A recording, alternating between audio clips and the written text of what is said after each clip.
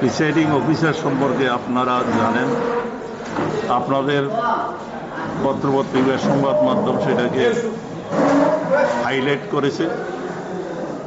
উনি দীর্ঘদিন ধরে এই ঘোরিত কাজগুলি করে গেছেন। সোনামুড়া থাকতো ওনার বিরুদ্ধে বহু অভিযোগ এসছে, আমবাসা থাকতো সিমিলার টাইপ অভিযোগ, এবং এখানে ডিস্ট্রিক্ট ফোরামে আসার পরে একের পর এক বহু অভিযোগ, এবং অভিযোগগুলি ঘোরিত, এগুলি ইনটলারেবল এবং এটা চলতে দেওয়া যায় না। আজকে বারের জেনারেল বডি মিটিং হয়েছে, সেই মিটিংয়ে সিদ্ধান্ত হয়েছে যে গৌতম সরকারের এজলাসে আমাদের কোনো লয়ার আর অ্যাপিয়ার করবে না, এবং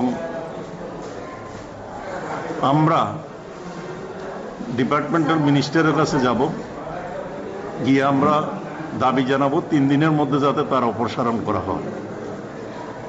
এবং এর মধ্যে আমাদের সিদ্ধান্ত, এই ব্যাপারে আমরা কোনো কম্প্রোমাইজ করব না। আমরা এই সিদ্ধান্তে আমরা অনড়। যদি 3 দিনের মধ্যে ওনাকে অপসারণ করা না হয়, আমরা আবার বসে আমাদের কর্মসূচি আমরা ঠিক করব। কিন্তু কোনো অবস্থাতে লয়ার আমরা ঠিক করেছি আমরা এই আদালতে, এই ফোরামে আমরা আর অ্যাপিয়ার করব না।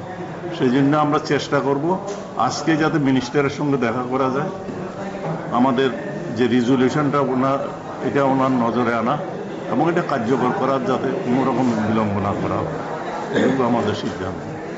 আমাদের আজকের মিটিংয়ের নির্যাসটা এবং এইটার সঙ্গে পুরো হাউস একমত, বিশেষ করে জুনিয়র লয়াররা যারা এতদিন ধরে এই সমস্যাগুলো ফেস করছে। এবং আজকের মিটিংয়ে যে আলোচনাটা উঠে এসছে, সেই আলোচনায় আমরা এটাও জানছি যে এই কমিশনের যে অন্য 2 মেম্বার এবং যারা কমিশনের স্টাফ রয়েছে, তারাও এই বিষয় সম্পর্কে দীর্ঘদিন ধরেই ভোগ করছেন এই নির্যাতন। কারণ এটা ওনার দীর্ঘদিনের অভ্যাস। উনি যখন জুডিশিয়াল অফিসার হিসেবে কাজ করছিলেন তখনও ওনার এই অভ্যাস ছিল।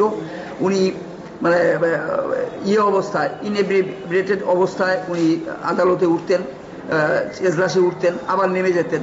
এবং সেই কাজটাই আজকে যারা সেদিন 17 তারিখে ছিল তাদের মুখ থেকে আমরা জানতে পারলাম যে উনি প্রায় 12:30 পৌনে 1টা অবধি চেম্বারে বসে আছেন, এবং সেখানে পরিষ্কার বোঝা যাচ্ছিল চারদিকে গন্ধ বেরোচ্ছিল। স্টাফেরা, অন্য 2 মেম্বার এই ব্যাপারে উদ্বেগ প্রকাশ করছিল যে উনি আজকে উঠলে পরে কি রায় দেবেন বা কি শুনানি হবে, কারণ he was not under his control. এইরকম একটা পরিস্থিতি একজন অফিসার, উনি যেই হন। একটা ঘটনা যে আমরা আলোচনা করেছি আমরা আজকে বারে, যে জুডিশিয়াল অফিসারের এই তকমাটা ব্যবহার করে এইভাবে ফ্র্যাটার্নিটি, লিগ্যাল ফ্র্যাটার্নিটি সম্পর্কে এই যে ভুল বার্তাটা যাচ্ছে, এই বার্তাটাকে আমরা আর টলারেট করব না। আমরা যে উল্টো বার্তা দিতে চাইছি যে এতদিন পর্যন্ত এই গৌতম সরকারকে যারা আশ্রয় প্রশ্রয় দিয়েছেন, আমরা তাদের বিরুদ্ধেও প্রয়োজনে পদক্ষেপ গ্রহণ করব।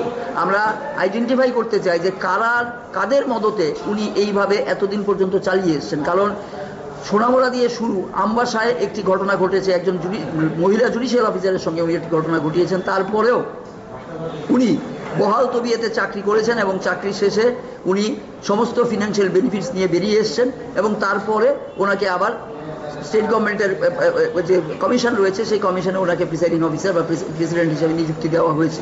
ওনার এই ট্র্যাক রেকর্ড থাকা সত্ত্বেও উনি এই দিনের পর দিন যে এই জায়গাটা পেয়ে যাচ্ছেন, এইটার বিরুদ্ধেও আমরা আজকে সরব হয়েছি। আমাদের মিটিংয়ে সব মেম্বার আজকে সরব হয়েছে, এবং এই বিষয়টাও আমরা রাজ্য সরকারের গোচরে আনতে চাই, এবং সেটা মন্ত্রীর মাধ্যমে সংশ্লিষ্ট দপ্তরের মন্ত্রীর কাছে আমরা এই বিষয়গুলো তুলে ধরবো।